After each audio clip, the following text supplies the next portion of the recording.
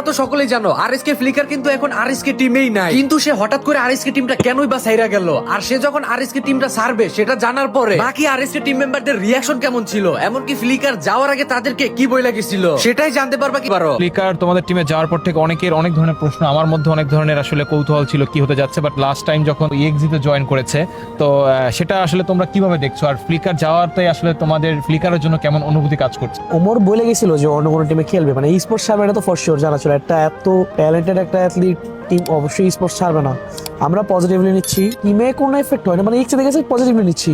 বা আমরা উল্টা এক্সপেক্ট করছিলাম যে ইএক্সিতেই খেলুক, আমরাও এটা চাইছিলাম যে ইএক্সিতে খেলুক, অন্য কোনো উল্টাপাল্টা টিমে না যাক। বিকজ একটা টিমে আছে যে ইনাফ কোয়ালিফাইড আছে যে না আমাদের পাশাপাশি ওই টিমটা আছে ইএক্সি একটা।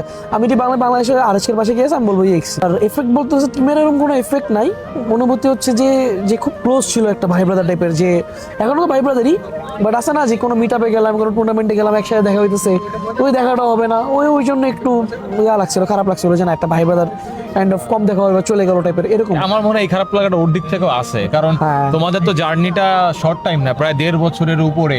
So, একটা 1.5 বছর ধরে একটা ফ্যামিলি যদি কন্টিনিউ মুভ অন করে তখন তাদের মধ্যে অনেক স্মৃতি তৈরি হয়, অনেক হ্যাঁ, ভালো লাগা কত তৈরি হয়। স্মৃতি, তো দুইটা অ্যাব্রোড ট্যুর ভাই, মানুষ বন্ধু বান্ধব নিয়ে অ্যাব্রোড ট্যুর দিতে পারে না, আমরা খেলার নামেও অ্যাটলিস্ট অ্যাব্রোড ট্যুর দিয়ে আসছি বলতে গেলে, টু বি অনেস্ট, ঠিক আছে, কত রকমের স্মৃতি আছে।